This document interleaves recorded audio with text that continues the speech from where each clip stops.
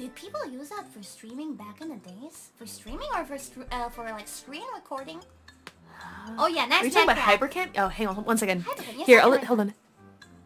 Hang on, I have another one. Oh, thank you.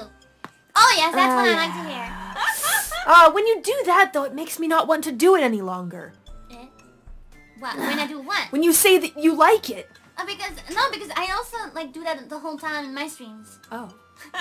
Really? Yeah, but now that I got my Go XLR, the noise gate doesn't pick it up anymore, so everyone's like super disappointed they can't hear my cracks anymore. Yeah, it's like when my deadbeats can't hear Ghost Rider anymore. Even though I can hear Ghost Rider, he's always there in my heart, but no one else can hear Ghost Rider. He's in your heart? Well, yeah, I mean, he was a very important part of my neighborhood. You know, almost a part of my lore at this point.